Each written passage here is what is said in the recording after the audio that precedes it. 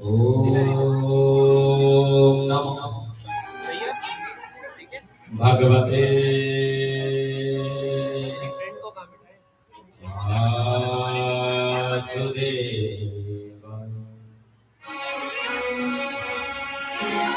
ओम नमो भगवते वासुदेवाय।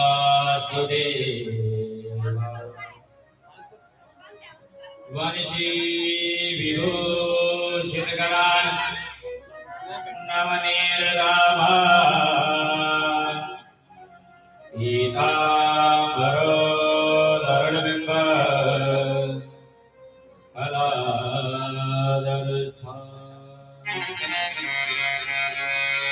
पूर्णेन्दुसुन्दरमुखा धर्मेन्द्रनेत्रा कृष्णात्परं किमपि तत्त्वं न जाने। मनोजवं मारुततुल्यवेगम्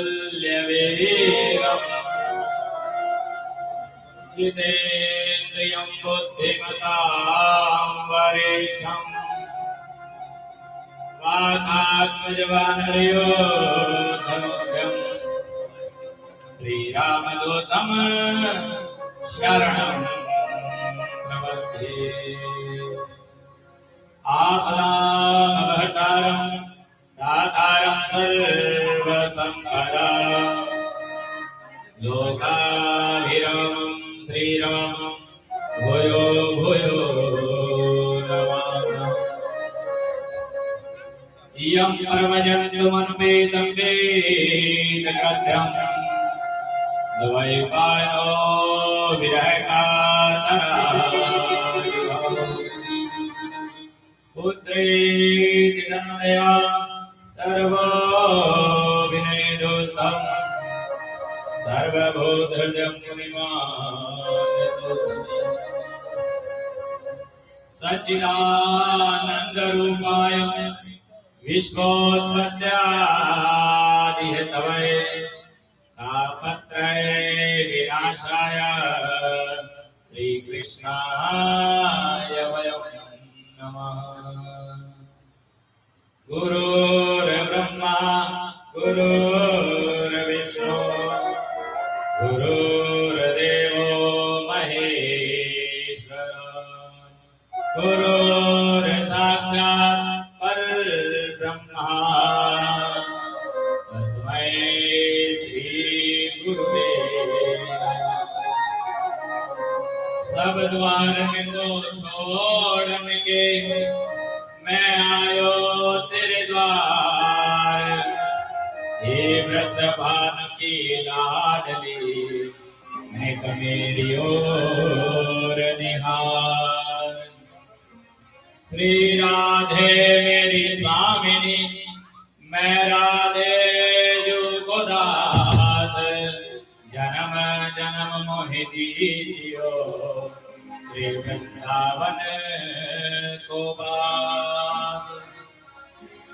जय जय श्री राधा रमण जय जय नवल किशोर जय गोपी चित चोर प्रभु जय जय माखन चोर। बोलो बाल कृष्ण लाल की जय। श्रीमद् भागवत महापुराण की जय। श्री व्यास जी महाराज की जय। श्री सुखदेव जी महाराज की जय। जय जय श्री राधे जय जय श्री राधे जय जय श्री राधे श्याम। आइए कुछ क्षण हरि नाम कीर्तन से अपने मन और वाणी को पवित्र करते हैं। एक बार जोर से बोलो और जोर से। कल कथा कहाँ छोड़ी थी? कहाँ छोड़ी?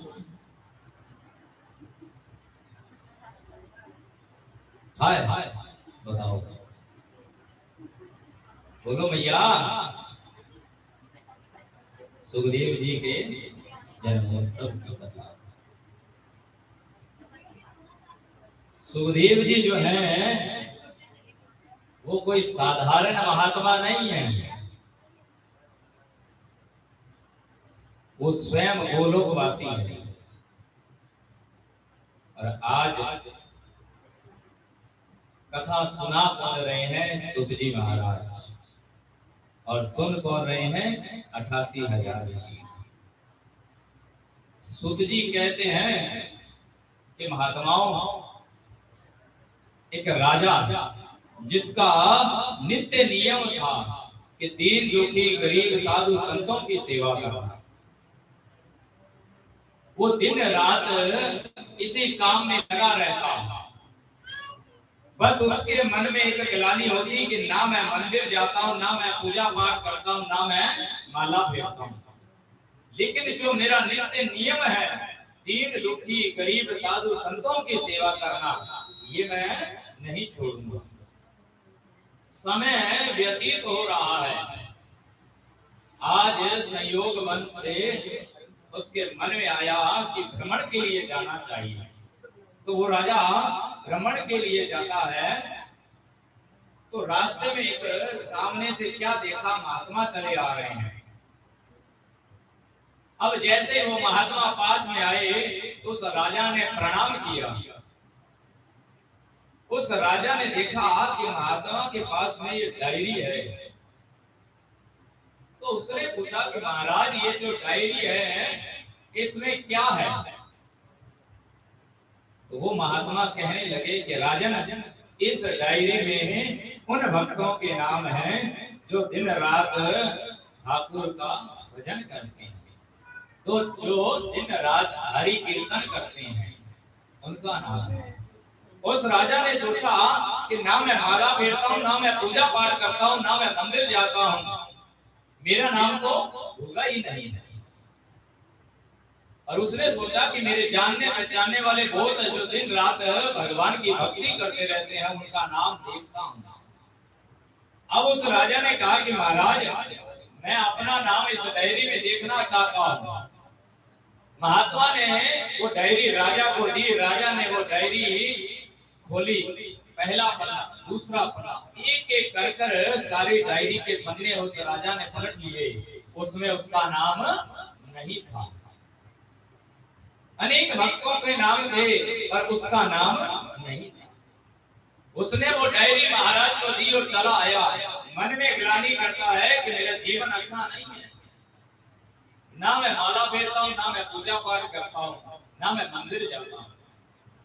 चलो ठीक है, पर जो मेरा नित्य नियम है ना वो नहीं छोड़ूंगा, दीन दुखी गरीब साधु संतों की सेवा करना।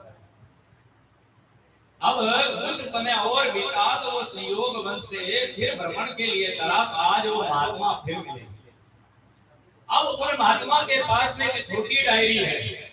उस राजा ने पूछा कि महाराज, पिछली बार मिले थे आपके पास बड़ी डायरी थी, आज ये छोटी डायरी, इसमें क्या है?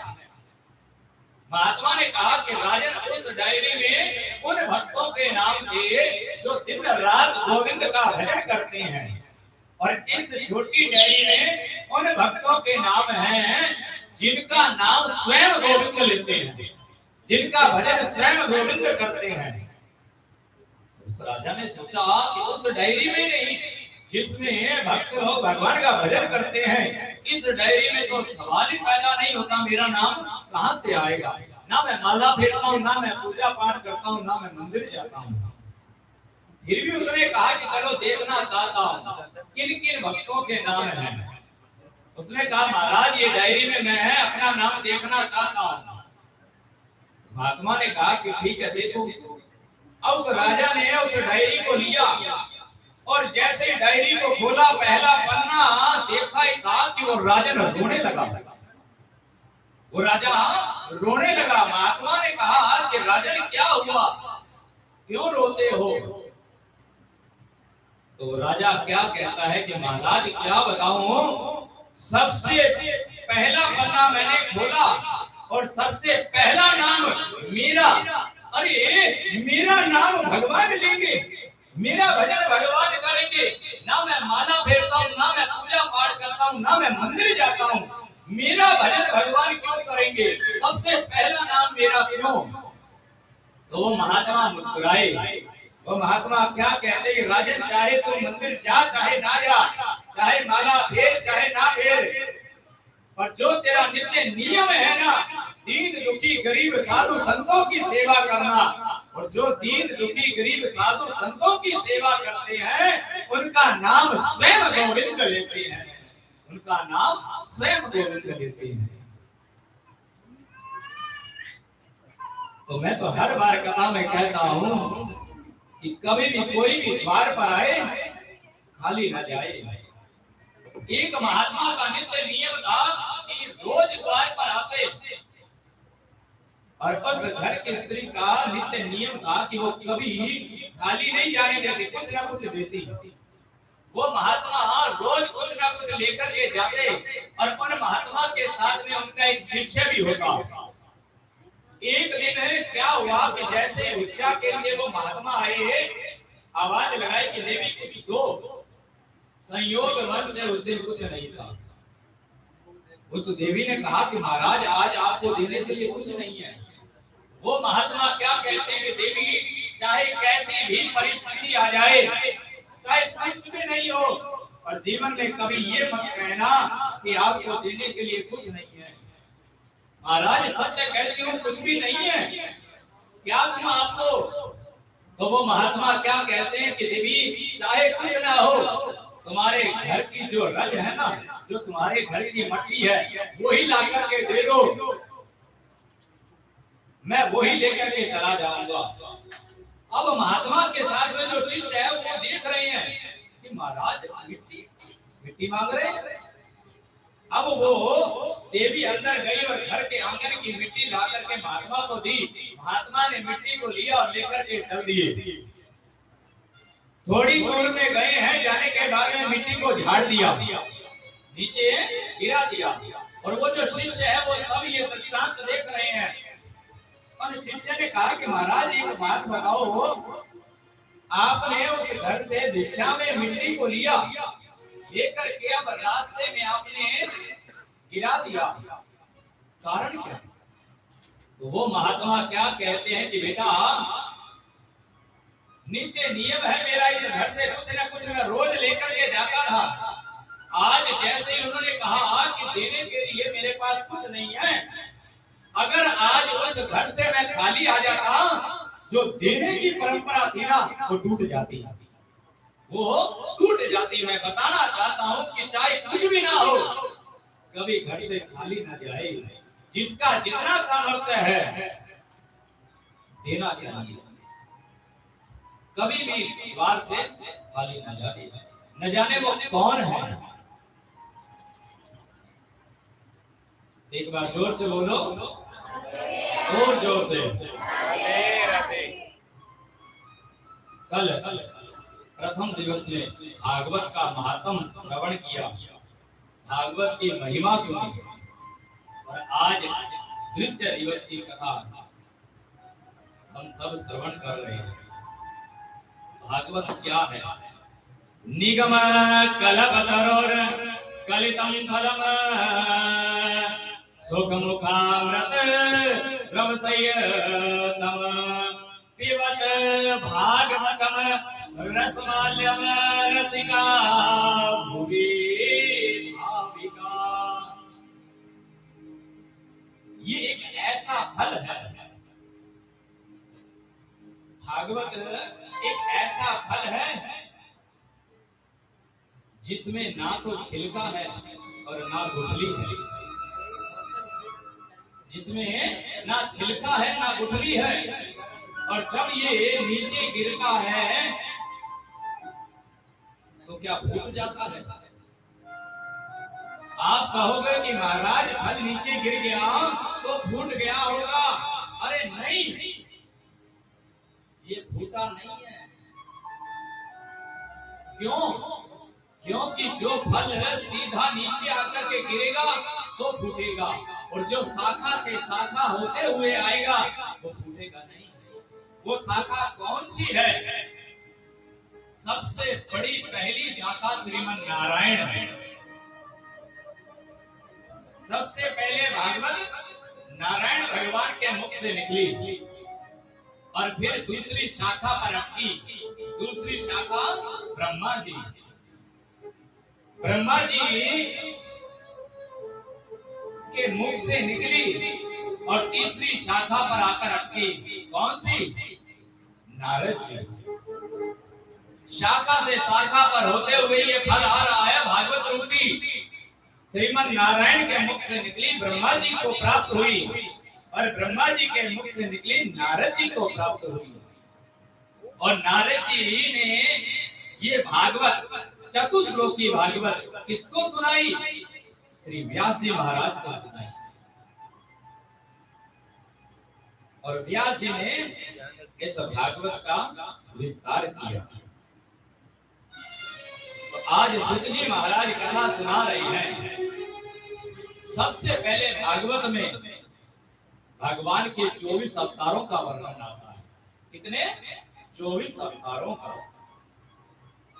भगवान ने हर किसी योनि में जन्म लेकर के बता दिया कि हम तुम्हारे हैं। सबको बता दिया कि हम तुम्हारे हैं। तो सबसे पहले जल के प्राणियों ने कहा कि प्रभु आप हमारे नहीं हो। भगवान ने कहा कि हम पक्के तुम्हारे हैं। तो भगवान ने मत्स्य रूप धारण करके जल के प्राणियों को बता दिया कि हम तुम्हारे हैं। अब उड़ने वाले प्राणियों ने कहा कि प्रभु आप हमारे नहीं हो। तो भगवान ने हंसा अवतार लेकर के बता दिया कि हम तुम्हारे हैं। अब 4 पैर वालों ने कहा कि प्रभु आप हमारे नहीं हो। तो भगवान ने किसका रूप बनाया? भगवान ने वराह का रूप बना करके 4 पैर वालों को बता दिया कि हम पक्के तुम्हारे हैं। सिद्धों ने कहा कि प्रभु आप हमारे नहीं हो। भगवान ने कहा कि हम तुम्हारे हैं।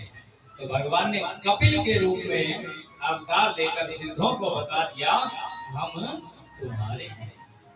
आगे ऋषि मुनियों ने कहा कि प्रभु आप हमारे नहीं हो। तो भगवान ने कहा कि हम तुम्हारे हैं। और भगवान ने नारद और व्यास जी के रूप में अवतार लेकर ऋषि मुनियों को बता दिया कि हम तुम्हारे हैं। अब मनुष्यों ने कहा कि प्रभु आप हमारे नहीं हो।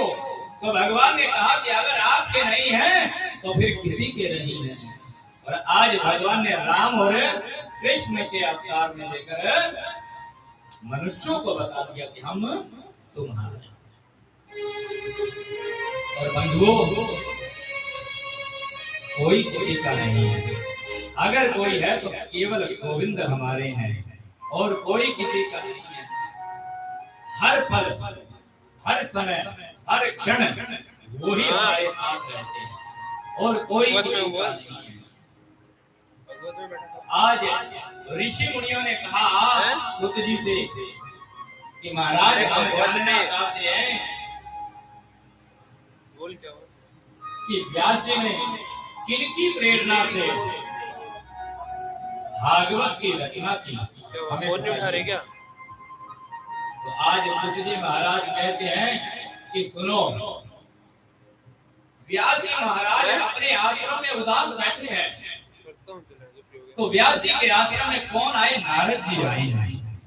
नारद जी ने कहा कि महाराज आप उदास क्यों बैठे हो? 3 से 6 आपके मुख पर ये उदासीनता अच्छी नहीं लगती है।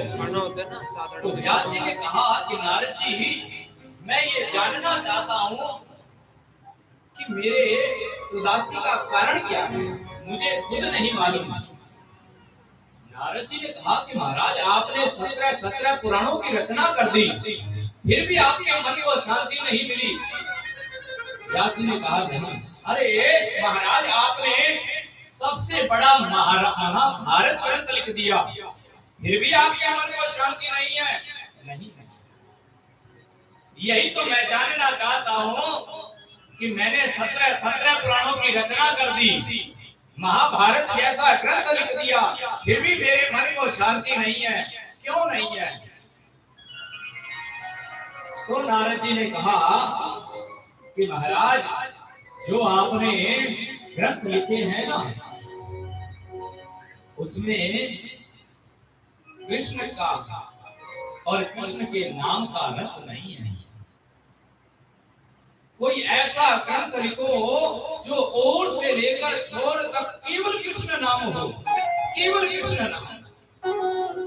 व्यास जी ने कहा कि महाराज मैंने 17 पुराणों में कृष्ण का जिक्र किया है, महाभारत में भी कृष्ण का जिक्र है, और आप कहते हो कि कृष्ण का नाम नहीं है, गुणगान नहीं है।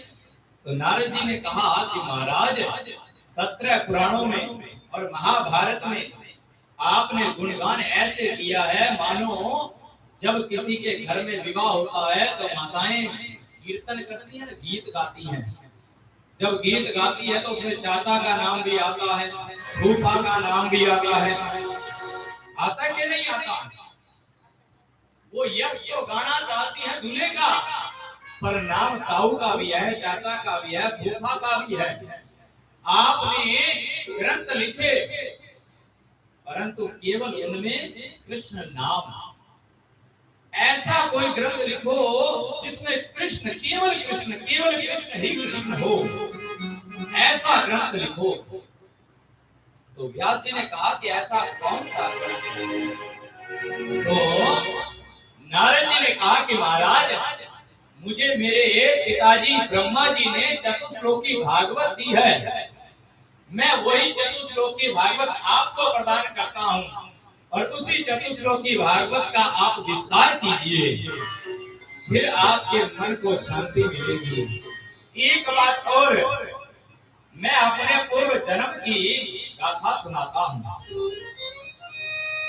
तो आज नारद जी कहते हैं कि महाराज मैं पूर्व जन्म में एक दासी का पुत्र था।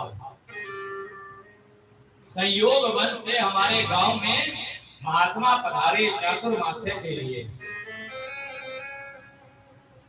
अब मेरी मां की सेवा लगी महात्माओं की सेवा करने के लिए। नारद जी कहते कि महाराज मेरी मां तो महात्माओं की सेवा करती और मेरा मन खेलने कूदने में लगा रहता है, मैं कभी सेवा में नहीं गया। एक दिन महात्मा ने मेरी मां से कहा कि देवी आपका बालक करता क्या है, इसे हमारे पास छोड़िए सेवा करने के लिए।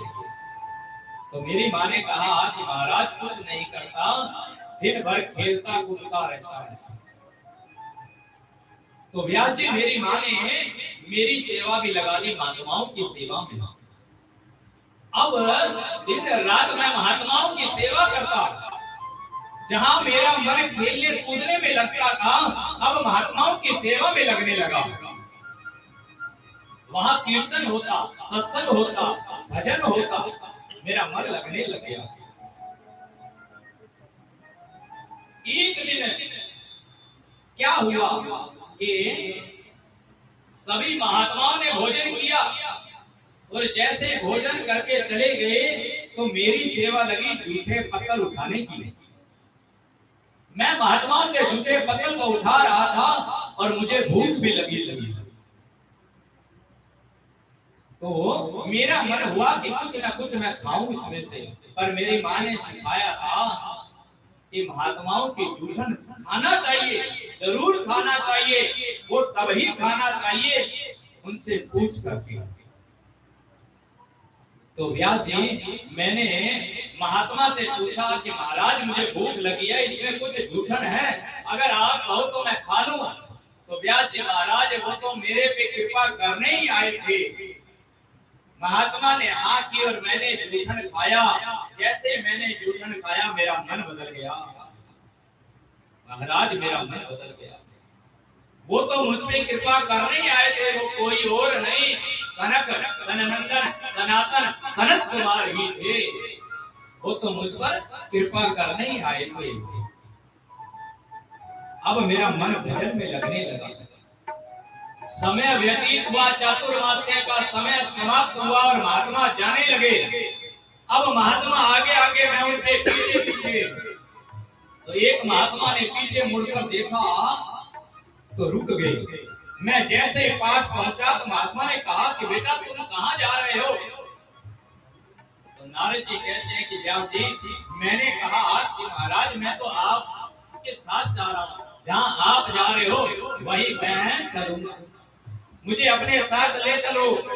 तो महात्मा ने कहा कि बेटा अभी नहीं, जब तक तुम्हारी माँ है ना, तुम माँ की सेवा करो।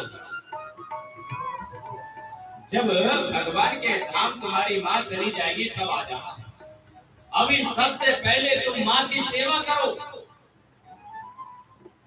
व्यास जी मैं नहीं माना। तो महात्मा ने क्या किया कि मेरे गले में तुलसी की माला पहनाई और कान में मंत्र फूंक दिया। क्या मंत्र था? ओम नमो भगवते वासुदेवाय। ये मंत्र मेरे कान में फूंक दिया और कहा कि जाओ इस मंत्र का ध्यान करो, इस मंत्र का जप करो। और महाराज मैं वो मंत्र लेकर के चला आया। अब जैसे घर में बैठा मंत्र जाप कर रहा हूं, जहां 1 मिनट भी मेरा मन नहीं लगता था, मैं 4-4 घंटे मंत्र जाप करने लगा। मेरी माँ को शंका हुई, मेरी माँ घबराई कि कहीं ये बाबा ना बन जाए। 4-4 घंटे भजन करता है, मैंने तो इसे महात्मा की सेवा के लिए छोड़ा था, ये तो 4-4 घंटे भजन कर रहा है, कहीं ये बाबा तो नहीं बनेगा। और ये सत्य बात है कि माताओं को ये कभी भी नहीं भाता कि मेरा पुत्र संत बने। कोई भी माँ ये नहीं चाहती है कि मेरा बेटा महात्मा बने। और जब कोई महात्मा पधारते हैं तो उनके स्वागत के लिए बड़ी माताएं सबसे पहले पहुंचती हैं। तो आज मेरी माँ सोच रही है कि मेरा बेटा कहीं बाबा ना बन जाए। तो महाराज संयोग वश से एक महात्मा हमारे घर पधारे जो ज्योतिष जानते थे। मेरी माँ ने कहा कि बाबा ये जो हमारा बेटा है ना, ये बड़ा हो रहा है, आप देखिए इसका विवाह कब होगा। कोई सुंदर सी छोटी सी अच्छी सी बहू आए, देखो जरा। और जब मेरी माँ महात्मा से कह रही थी तो मैं ये सोच रहा था कि अगर मेरी शादी हो गई, अगर मेरा विवाह हो गया तो मैं भगवान का भजन नहीं कर पाऊंगा, महात्मा के साथ नहीं जा पाऊंगा। और मैंने गोविंद से प्रार्थना की, मंत्र जप करते करते कि प्रभु मुझे विवाह नहीं करना है, मुझे आपकी भक्ति करनी है, मुझे भजन करना है। अब वो महात्मा तो चले गए, थोड़ा समय और बीता।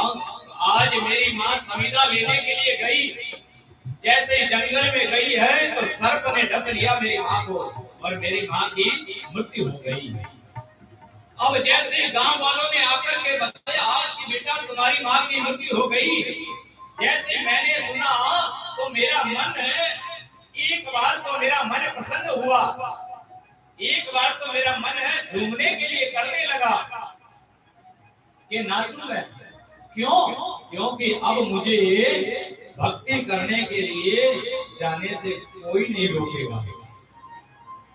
और अगर मैं झूमता हूँ तो गांव वाले कहेंगे कैसा बेटा है, माँ गुजर गई और ये नाच रहा है। तो मैं रोने भी लगा। मैंने अपनी माँ का अंतिम संस्कार किया और वहां से चला गया। अब चलते चलते एक वट वृक्ष मैंने देखा, उसके नीचे बैठ करके मैं मंत्र जाप कर रहा हूँ। ओम नमो भगवते वासुदेवाय का जप चल रहा है। और जब करते करते इतना समय बीत गया कि मुझे पता ही नहीं चला कब दिन और कब रात हो रही है। एक समय ऐसा आया कि इतनी सुंदर, इतनी मनमोहक छवि भगवान की मेरे हृदय में प्रकट हुई। इतने सुंदर बातें प्यारी लग रहे थे और जैसे इतनी सुंदर छवि को मैं निहारने लगा, वो छवि अदृश्य हो गई। मैंने तुरंत आंखें खोली और मुझे कोई नहीं दिखाई दिया। तो मैंने मन ही मन कहा कि प्रभु आप कहाँ चले गए? इतनी सुंदर आपकी छवि का मैंने दर्शन किया है, आप कहाँ चले गए हो? तो आकाशवाणी हुई कि अभी भगवान के दर्शन आपको नहीं हो सकते, अभी आप कच्चे हो, पके नहीं हो। तो नारद जी ने कहा कि आकाशवाणी से कि अगर मैं कच्चा हूँ तो मेरे हृदय में मेरे गोविंद कैसे प्रकट हुए? मेरे हृदय में गोविंद प्रकट हो गए, मैं पहचान गया ये कोई और नहीं, ये साक्षात श्रीमन नारायण है। अगर आप कहते हो कि मैं कच्चा हूं तो ठीक है, मैं और भजन करता हूं। और नारद जी दिन रात ठाकुर का भजन करते हैं, दिन रात हरि नाम कीर्तन करते रहते हैं। तो आज वो समय आया कि गोविंद स्वयं सामने प्रकट हो गए और भगवान कहते हैं कि नारद जी आपकी भक्ति से प्रसन्न हुए, आपको क्या चाहिए? तो नारद जी ने कहा कि महाराज आप मेरे सामने खड़े हो प्रभु, जिसके सामने भगवान खड़े होते हैं फिर कोई मांगने की इच्छा नहीं रहती, मुझे कुछ नहीं चाहिए, मुझे केवल अगर कुछ देना चाहते हो तो आपके चरणों की भक्ति दे दो। नारद जी ने कहा कि मैंने गोविंद से केवल इतना मांगा कि आपके चरणों की भक्ति दे दो मुझे, और मुझे कुछ नहीं चाहिए, केवल निर्मल भक्ति चाहिए। गोस्वामी तुलसीदास जी कहते हैं ना, निर्मल मन जन सो मोहि पावा, मोहि कपट छल चित्र न भावा। कि जिसका निर्मल मन होगा वो ही राम जी को पा सकता है, वो ही गोविंद को पा सकता है, अन्यथा भगवान दूर दूर तक दिखाई नहीं देते। अगर प्रभु आप कुछ देना चाहते हो तो आपके चरणों की भक्ति दो मुझे। तो आज नारद जी कहते हैं कि व्यास जी महाराज मुझे चरणों की भक्ति मिली, मेरा दूसरा जन्म नारद के रूप में हुआ। आज मैं नारायण नारायण नारायण कहता रहता हूं। किस भाव से? केवल निर्मल भाव से। निर्मल भाव की बात आती है तो मैं हर कथा में ये कथा जरूर कहता हूं। तो अभी निर्मल भाव आया है तो एक कथा आती है, बहुत सुंदर कथा कि एक बालक जिसका कोई काम करने में मन नहीं लगता, दिन भर उसको पास केवल एक काम है, खाता रहता है, केवल खाता रहता है, कोई काम नहीं करता। अब माँ क्या कहती कि बेटा तुम्हारे और भी भाई है तो काम करते हैं, कुछ काम किया कर। तो उसने कहा कि भैया मुझे खाने से फुर्सत मिलेगी तो ही मैं कोई काम करूंगा। तो आज मैया कहती है कि अगर ये यहाँ रहेगा तो कुछ काम नहीं करेगा, क्यों न इसको बाहर भेजना चाहिए। तो आज मैया ने घर से निकाल दिया। कितना भोला भाव है, चले आ रहा है। एक महात्मा की कुटिया देखी, उस कुटिया के द्वार को देखा तो द्वार पर महात्मा खड़े हैं। और जैसे इस बालक ने देखा कि बड़े मोटे ताजा महात्मा खड़े हैं तो उसके मन में क्या आया? कोई काम का नहीं आया, उसके मन में खाने का आया कि इतने मोटे ताजा है, यहाँ तो खाने को खूब मिलेगा। तो महात्मा के पास में आकर के वो बालक कहता है कि महाराज आपकी कुटिया में कोई काम हो तो बताओ। देखिए माँ काम के लिए कहती थी, काम नहीं किया, और यहाँ कुटिया में आकर के काम मांग रहा है। तो महात्मा ने कहा कि बेटा हमारी कुटिया में कोई काम नहीं है, महाराज कोई तो काम होगा। अब महात्मा ने कहा कि बड़ा भोला है, चलो ठीक है। महात्मा ने कहा कि बेटा हमारी कुटिया में 2 समय आरती होती है, केवल तुम आरती में शामिल हो जाया करो, बस इतना ही काम है। उस बालक ने कहा कि बाबा आरती में तो शामिल हो जाऊंगा पर कुछ खाने को मिलेगा? महात्मा ने कहा बिल्कुल मिलेगा, 2 समय मिलेगा, बस 2 समय। महात्मा ने कहा 2 समय भोजन ही मिलता है, तुम्हें ज्यादा खाना है तो खा सकते हो। उस बालक ने कहा कि महाराज मैं थोड़ा खाता ज्यादा हूँ, महात्मा ने कहा कोई बात नहीं। अब उस बालक ने क्या किया कि कुटिया में रहने लगा। रोज सुबह आरती होती, आरती में शामिल होता और सीधा आरती के बाद में रसोई में, सीधा रसोई में। शाम को फिर आरती, फिर सीधा रसोई में। एक दिन बीता, 2 दिन बीता, एक एक कर करके कुछ दिन बीते। तो आज जैसे ही सुबह की आरती की है और सीधा रसोई में गया तो रसोई में आज कुछ बना ही नहीं। उसने देखा कि रसोई में कुछ बना नहीं है, तुरंत दौड़ करके महाराज के पास में आया कि गुरुजी आज रसोई में कुछ बना नहीं। तो महात्मा ने कहा कि ओहो, मैं तो बताना ही भूल गया कि आज तो एकादशी है और आज के दिन तो कुछ बनता नहीं है, एकादशी रखनी पड़ती है। उस बालक ने कहा कि महाराज एकादशी ये क्या होती है?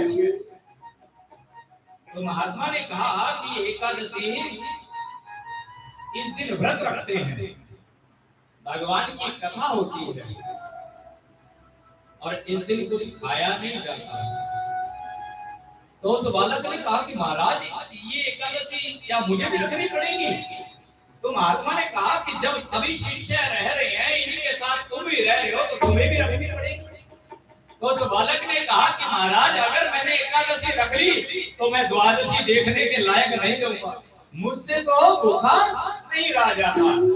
कितना निर्मल भाव है। तो महात्मा ने कहा कि बेटा अगर तुम भूखे नहीं रह सकते तो कोई बात नहीं, जितना तुम्हें आवश्यक है, जितनी आवश्यकता है राशन लो और यहाँ कुटिया में नहीं बनाना, नदी किनारे जाना, वहाँ बनाना और फिर खाना। अब उसने कहा कि ठीक है महाराज बना लूंगा, खा लूंगा, पर भूखा नहीं रह सकता।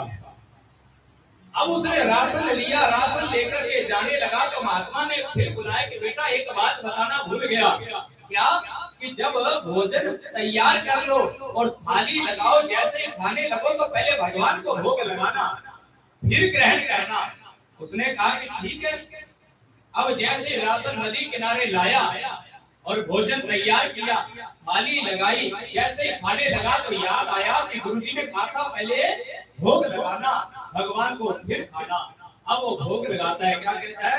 सीताराम आइए, राधे श्याम आइए, मेरे भोजन को भोग लगाइए, ओ मेरे भोजन को भोग लगाइए। हाँ सीताराम आइए, राधे श्याम आइए, मेरे भोजन को भोग लगाइए, ओ मेरे भोजन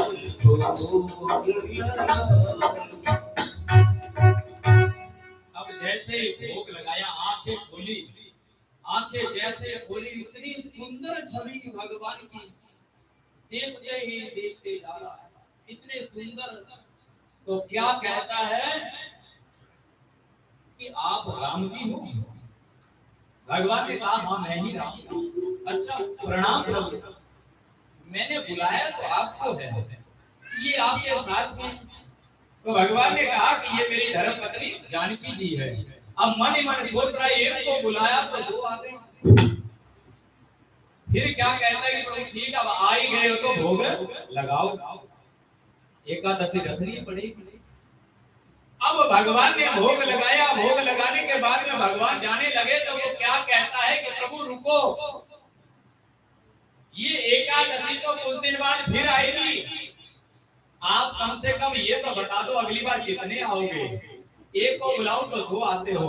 तो भगवान मुस्कुराए, कहते बेटा चिंता मत कर, हम आ जाएंगे। चले गए।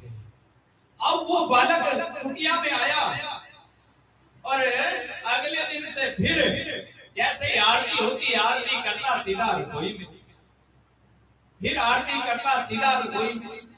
कुछ दिन और बीते, फिर एकादशी आई तो महात्मा के पास में आकर कहता है कि गुरुजी इतने राशन से कुछ नहीं होने वाला, वहां तो एक को बुलाता हूँ 2 आ जाते हैं, राशन थोड़ा और बढ़ाओ। गुरुजी ने कहा कि बोला है ना खाता बहुत है, ले जा।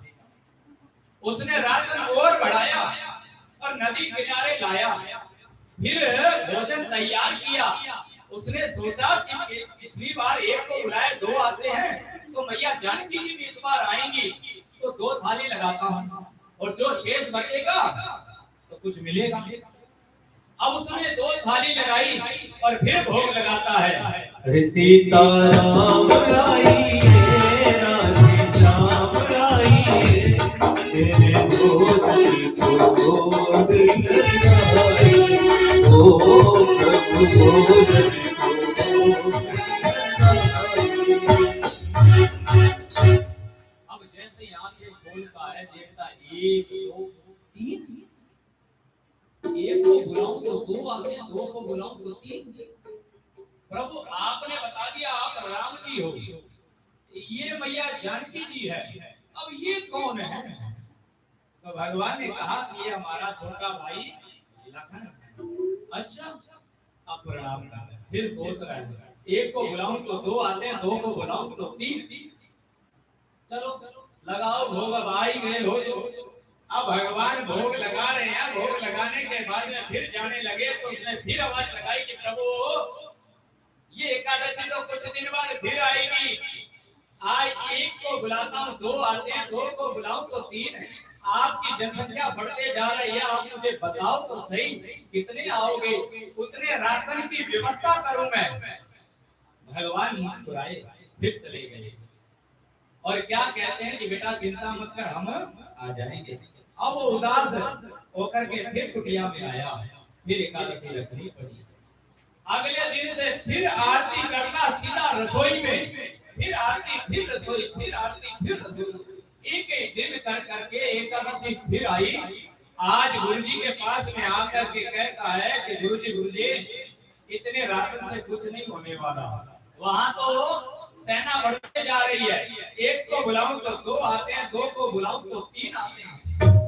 गुरुजी ने कहा 1 को बुलाऊं तो 2। हाँ, सबसे पहले राम जी, फिर मैया जानकी जी और फिर लक्ष्मण जी। इतने राशन से कुछ नहीं होने वाला, मुझे तो कुछ मिलता ही नहीं है, राशन और चाहिए। गुरुजी ने कहा बड़ा भोला बाबा, ठीक है और बढ़ाओ, ले जाओ।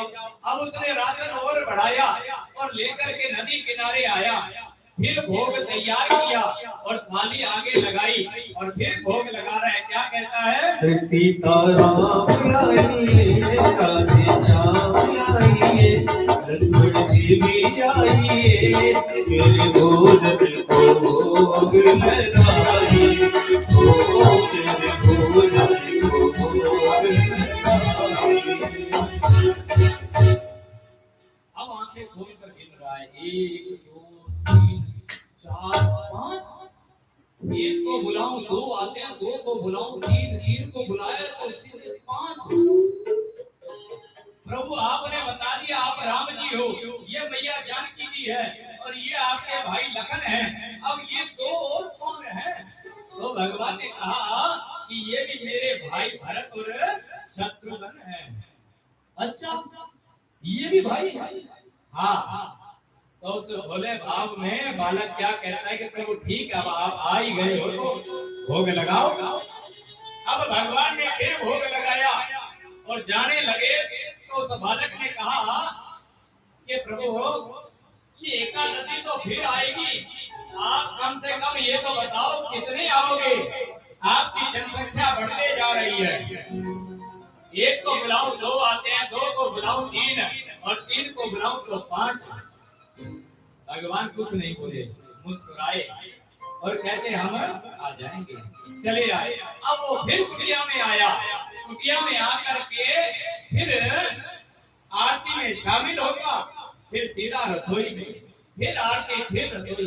एक एक दिन कर करके समय व्यतीत हो रहा है। अब एकादशी फिर आई, उसने राशन और बढ़ाया और नदी किनारे आया, वहां आकर के भोजन तैयार किया और फिर भोग लगा रहा है और क्या कहता है? सीताराम आइए राधे श्याम आइए मेरे भोजन को भोग लगाइए। आज हर घाट आरती यहाँ यही मेहरबानी, आज हर घाट आरती यहाँ यही मेहरबानी। अरे रूखा सूखा भार पेट में पियो पेट से पानी। राजा राम आइए, सीता राम आइए, तुम तेरा आइए, मेरे भोज की तो भोग लगाइए, ओ मेरे भोज की तो भोग लगाइए।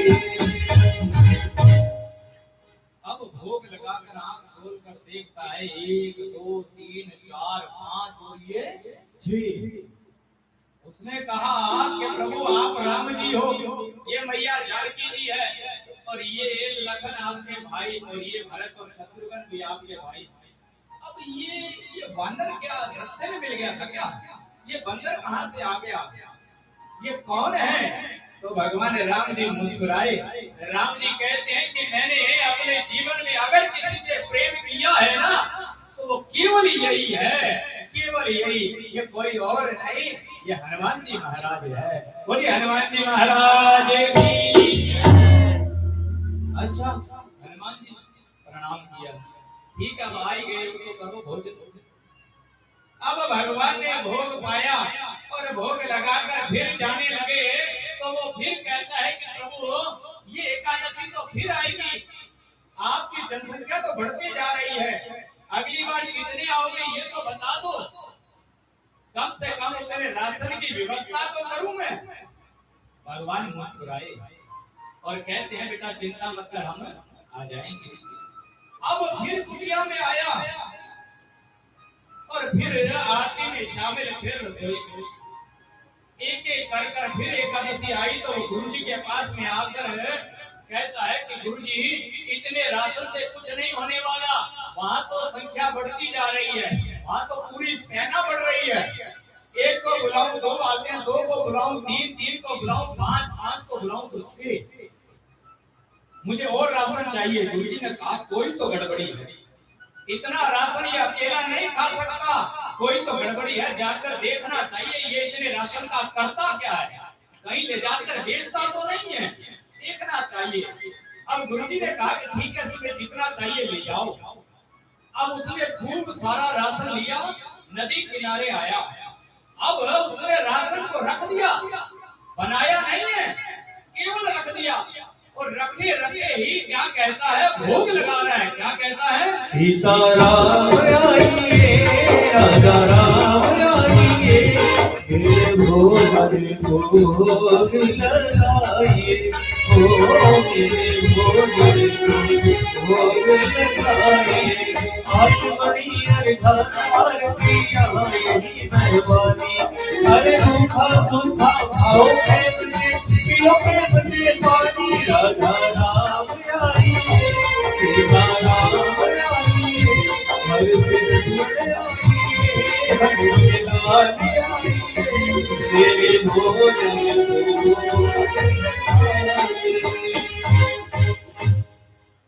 अब आंखें खोलकर गिन रहा है 1 2 3 4 5 और 6। मन ही मन सोच रहे हैं कि आज मैंने कुछ बनाया नहीं तो इनकी संख्या भी नहीं बढ़ी। अब भगवान राम जी ने कहा कि बेटा लाओ भोजन। अब वो मुस्कुराया, वो क्या कहता है कि प्रभु रोज मैं बनाता था, आप खाते थे, आज कुछ बनाए भी नहीं, आज थे बनाओगा और मैं खाऊंगा। जब ये बात उस बालक ने कही तो भगवान मुस्कुराए। भगवान ने मैया जानकी जी की ओर इशारा किया कि देवी संभालो रसोई, अब संभालो रसोई। अब मैया जानकी जी ने रसोई संभाली, हनुमान जी ने मुंह से पूरी सफाई कर ली। लखन समीदा लेने के लिए गए हैं, भरत शत्रुघ्न मेरे प्रभु राम जी के पास में खड़े हैं। राम जी कहते हैं कि बेटा आज तुमने सबकी ड्यूटी लगा दी, मेरी क्या ड्यूटी है? वो बालक क्या कहता है, प्रभु आपकी केवल यही ड्यूटी है कि आप यहाँ बैठिए और मुझे कथा सुनाइए। जब तक भोजन तैयार होता है तब तक हरिनाम कीर्तन करते हैं। अब मैया जानकी जी ने रसोई संभाली है, इधर गुरुजी पीछे झाड़ियों में देख रहे हैं कि ये करता क्या है। अब राम जी के चरणों में बैठा कथा सुन रहा है, जैसे ही उसकी नजर पीछे की ओर गई तो क्या देख रहा है कि गुरुजी झाड़ियों में मुझे देख रहे हैं। वो तुरंत खड़ा हुआ और गुरुजी के पास में आया और आकर कहता, गुरुजी देखो देखो, मैं कहता था ना एक को बुलाऊं दो आते हैं, दो को बुलाऊं तीन, तीन को बुलाऊं तो पांच, पांच को बुलाऊं तो छह। देखो देखो सारे बैठे हैं, वो राम जी, वो लखन जी, वो हनुमान जी महाराज, वो भरत शत्रुघ्न, वो मैया जानकी जी। वो गुरुजी क्या कहते हैं कि बेटा मुझे तो कोई नहीं दिख रहा, मुझे तो केवल तू दिख रहा, तेरा राशन रखा हुआ दिख रहा है, मुझे कोई नहीं दिख रहा। गुरुजी कोई नहीं दिख रहा, वो राम जी बैठे हैं, वो मैया जानकी जी रसोई बना रही है, हनुमान जी महाराज खड़े हैं, आप कह रहे हो कोई दिख नहीं रहा। हाँ बेटा मुझे कोई नहीं दिख रहा। वो गुरुजी के वहां से चला आया और राम जी के सम्मुख आकर कहता है कि प्रभु एक बात बताओ, आप मुझे तो दिख रहे हो पर मेरे गुरुजी को क्यों नहीं दिख रहे? तो भगवान राम जी कहते हैं कि बेटा जो भोला भाव, जो निर्मल भाव तेरे अंदर है ना, वो तेरे गुरुदेव के अंदर नहीं है। मैं तुझे दिख सकता हूँ, तेरे गुरुदेव को नहीं दिख सकता। अब वो वहां से फिर गुरुजी के पास में आया, गुरुजी के पास में आकर कहता है, गुरुजी राम जी कहते हैं कि जो निर्मल भाव तेरे अंदर है वो तेरे गुरुदेव के अंदर नहीं है, मैं तुम्हें दिख सकता हूँ, तेरे गुरुदेव को नहीं दिख सकता। जब निर्मल भाव वाली बात आई तो गुरुजी की आंखों में आंसू आ गए। गुरुजी कहते हैं कि बेटा तू सत्य कहता है, मैंने जीवन में तप बहुत किया, भगवान का भजन बहुत किया, कहीं ना कहीं किसी ना किसी कोने में अहम जरूर है, और जहां अहम आया नहीं कि राम जी दूर हुए नहीं, कहीं ना कहीं कोई ना कोई तो अहम रह गया जो मुझे राम जी नहीं दिखाई दिए। तो वो शिष्य ने कहा कि गुरुजी चिंता मत करो, मुझे दिखाई दिए हैं, आपको भी दिखेंगे। अब वो वहां से चला आया और राम जी के सम्मुख आकर के क्या कहता है कि प्रभु अगर आप इस भोले भाव कहते हो ना, इससे अगर आप प्रसन्न होते हो तो मुझे तो दर्शन दिए ही हैं, मेरे गुरुदेव के भी। अब जैसे निर्मल भाव से कहा तो भगवान तो देखिए भाव के भूखे हैं, वो तो रीझ जाते हैं। मेरे राम जी रीझ गए, क्या कहते हैं कि ठीक है बेटा जैसा तू चाहता है तेरे गुरुदेव को भी दिखूंगा। जैसे गुरुजी को भगवान के दर्शन हुए, झाड़ियों में से दौड़ते आए हैं, वो दौड़ते दौड़ते भगवान राम जी के चरणों में नहीं गिरे, वो दौड़ते दौड़ते उस शिष्य के चरणों में आकर के गिरे हैं और क्या कहते हैं कि मेरा जीवन धन्य हो गया बेटा, मेरा जीवन धन्य हो गया। अरे हमारे जैसे गुरुओं को पाकर तो शिष्य धन्य होते ही हैं, पर कहीं ना कहीं तुम्हारे जैसे शिष्यों को पाकर के हमारे जैसे गुरु भी धन्य हो जाते हैं। तुम्हें पाकर के आज मुझे राम जी के दर्शन हुए, आज भगवान राम जी के दर्शन हुए केवल और केवल निर्मल भाव से। अब मैया जानकी जी रसोई बना रही है, इतने में उस बालक ने क्या देखा, हजारों हजारों की संख्या में महात्मा पधारे हैं। अब वो बालक देख रहा है कि इतना तो राशन ही नहीं है, इन महात्माओं को किसने बुलाया है? तो भगवान राम जी कहते हैं बेटा चिंता मत कर, इनमें से कोई भूखा नहीं जाएगा। सूत जी महाराज 88,000 ऋषियों को कहते हैं कि जहां रसोई मैया जानकी जी ने संभाली हो और वहां किसी प्रकार से कोई कमी रह जाए, ये हो नहीं सकता। हजारों हजारों की संख्या में महात्मा पधारे, सबने छक्कर भोजन किया और भगवान बताना चाहते हैं कि जीवन में आप कोई व्रत रखो चाहे ना रखो, एकादशी जरूर रखा, केवल एकादशी रखो, और चाहे व्रत कोई रखो चाहे मत रखो, पर नित्य नियम बना लो कि चाहे वो कृष्ण पक्ष की हो चाहे शुक्ल पक्ष की हो, एकादशी जरूर रखनी चाहिए। केवल एकादशी रखो। मैं भागवत व्यासपीठ पर बैठ करके कहता हूँ, केवल एकादशी रखने से आप सबका कल्याण हो जाएगा। केवल एकादशी रखने से इतना बड़ा प्रभाव है एकादशी का जीवन में। जी महाराज कथा सुना रहे हैं और सूत जी महाराज कहते हैं कि एक बार भगवान विष्णु गरुड़ पर सवार होकर के कैलाश पर्वत पर आए हैं। देखिए, मनुष्य ये सोचता रहता है कि मैं ये कर लूं, मैं वो कर लूं, मैं जो चाहूं वो ही होगा, पर होता वही है जो मेरे राम जी चाहते हैं, जो मेरे गोविंद चाहते हैं, होता वही है। आज भगवान विष्णु गरुड़ पर सवार होकर के कैलाश पर्वत पर भगवान शंकर से मिलने के लिए आए। अब जैसे गरुड़ द्वार पर रुके हैं और भगवान विष्णु अंदर चले गए, द्वार पर खड़े गरुड़ ने देखा इतनी सुंदर चिड़िया को, इतनी सुंदर चिड़िया देख रहे हैं, देखते जा रहे हैं और क्या सोच रहे हैं, इतनी सुंदर चिड़िया। इतने में क्या देखा कि यमराज चले आ रहे हैं। यमराज को गरुड़ ने देखा कि यमराज आ रहे हैं। जैसे द्वार पर आए, यमराज ने उस चिड़िया को हैरानी से देखा। इतने हैरानी से देख करके वो भगवान शंकर से मिलने चले गए। पीछे गरुड़ ने सोचा कि यमराज ने इस चिड़िया को इतनी हैरानी से देखा, इसका मतलब ये है कि इसकी मृत्यु निश्चित है, इसकी मृत्यु नजदीक है, क्यों न इसको बचाया जाए। पर देखिए, कहीं ना कहीं कोई ना कोई अपराध हो ही जाता है। अब भाव क्या है बचाने का, पर होने जा रहा है अपराध। क्या कि इस चिड़िया को बचाया जाए, कि यमराज आएंगे, ये चिड़िया दिखेगी तो साथ ले जाएंगे, जब ये दिखेगी नहीं तो ले जाएंगे नहीं। अब गरुड़ ने क्या किया, उस चिड़िया को अपने पंजों में उठाया और हजारों हजारों मील दूर गुफा में ले जाकर के छोड़ दिया कि यहाँ यमराज आएंगे नहीं और चिड़िया मरेगी नहीं। अब वो तुरंत छोड़ करके, देखिए गरुड़ की इतनी तेज गति है कि कुछ ही क्षण में यहाँ और कुछ ही क्षण में दिल्ली, कुछ ही क्षण में मुंबई, इतनी तेज गति है गरुड़ की, कोई आंकलन लगा नहीं सकता। अब उस चिड़िया को हजारों मील दूर छोड़ करके कैलाश पर्वत पर आ गए। यमराज भगवान शंकर से मिलकर के जैसे ही बाहर आए तो गरुड़ ने पूछा कि महाराज एक बात बताओ, जब आप आए थे यहाँ इतनी सुंदर चिड़िया थी, आपने उस चिड़िया को इतनी हैरानी से क्यों देखा, इतनी हैरानी से क्यों देखा? तो यमराज क्या कहते हैं कि गरुड़, इतनी हैरानी से मैं इसलिए देख रहा था कि इतने कम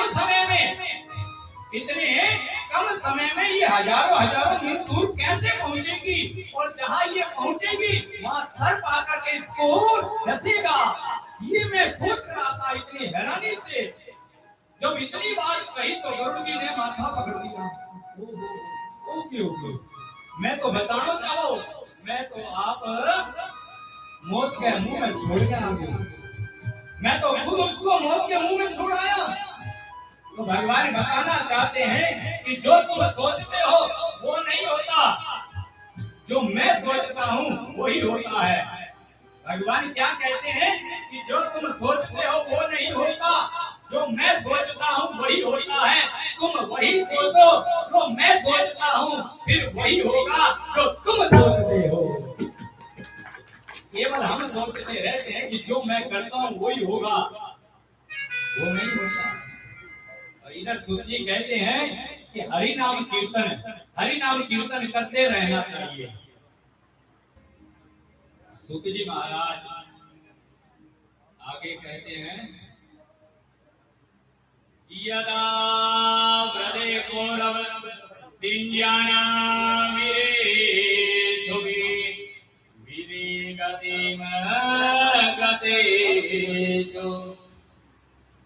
सूत जी कहते हैं, घटना उस समय की है, युद्ध महाभारत का समाप्त हो चुका था। भीमसेन ने अपनी गदा से दुर्योधन की जंगा को तोड़ दिया था। दुर्योधन मरे नहीं थे, अभी जिंदा है।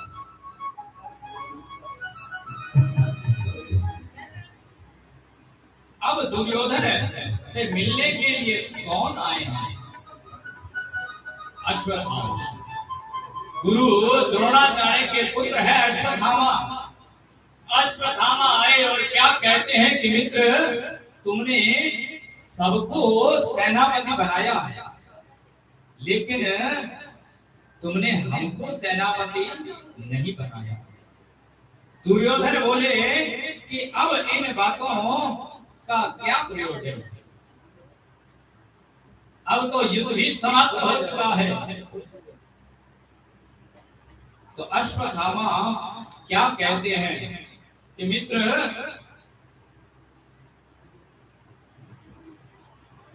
केवल एक रात के लिए मुझे सेनापति बनाओ, मैं वो काम करके दिखाऊंगा जो बड़े बड़े योद्धा नहीं कर सके। दुर्योधन ने कहा कि अश्वत्थामा, कोई तात्पर्य नहीं है, सब मारे जा चुके हैं और मैं भी मरने वाला हूं। तो अश्वत्थामा ने कहा कि दुर्योधन, केवल एक रात के लिए, केवल एक रात के लिए मुझे सेनापति बना दो, बस एक रात के लिए। अब दुर्योधन ने सोचा ये अश्वत्थामा मानने वाले नहीं है, तो दुर्योधन ने आज अपने रक्त से अश्वत्थामा के तिलक कर दिया।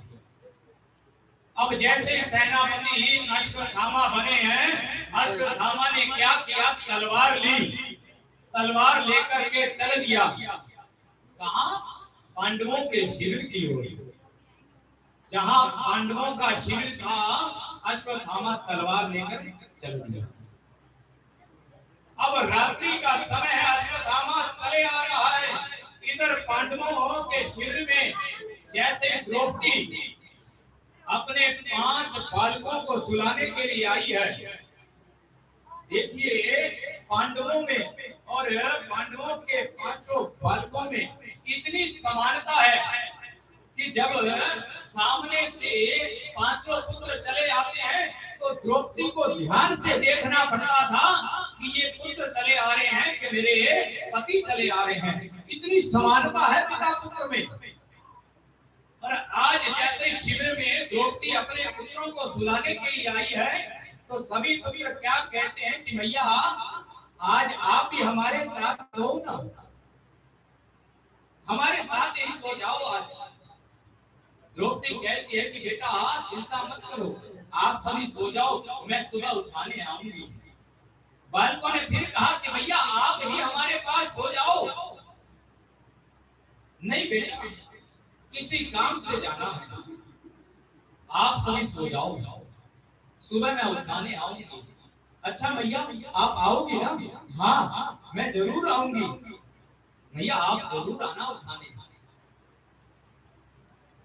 तो आज द्रौपदी ने कहा कि बेटा चिंता मत करो, सो जाओ, मैं जरूर आऊंगा।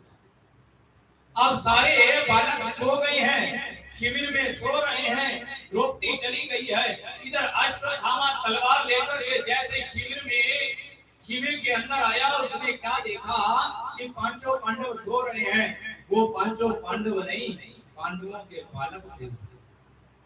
अश्वत्थामा ने देखा कि 5 पांडव सो रहे हैं, तो तलवार उठाई और सोए हुए बालकों के शरीर पर तलवार को चलाया, सर धड़ से अलग कर दिए और सब 5 के शीश लेकर के आज अश्वत्थामा चला है दुर्योधन की ओर। पूरे शिविर में रक्त की धारा बह चुकी है। इधर अश्वत्थामा जैसे ही दुर्योधन के पास में आया है और आकर के कहता है कि दुर्योधन ये देख, जो बड़े बड़े योद्धा नहीं कर सके वो मैं केवल एक रात में करके आया हूँ। सभी पांडवों के शीश लेकर के आया हूँ, सभी पांडवों को मार दिया मैंने। दुर्योधन ने इतना सुना, दुर्योधन ने कहा ला ला जल्दी से ला, मुझे भीम का शीश दे। अरे मुझे भीम का शीश पकड़ा जल्दी से। अब जैसे भीम के बालक का शीश दिया, उस खोपड़ी को दुर्योधन ने लिया। जैसे खोपड़ी को लिया, खोपड़ी को दबा रहे हैं दुर्योधन, हल्का सा जोर लगाया, वो खोपड़ी पिचक गई। जैसे ही वो खोपड़ी पिच गई, दुर्योधन समझ गए। दुर्योधन ने कहा अश्वत्थामा कोई ना कोई तो गड़बड़ी हुई है, ये पांडव नहीं हो सकते, दुर्योधन ये भीम नहीं हो सकता। अरे भीम की खोपड़ी को दबाने के लिए मुझे 1000 भुजाओं का बल लगाना पड़ता, ये तो केवल हल्के से बल से पिचक गई।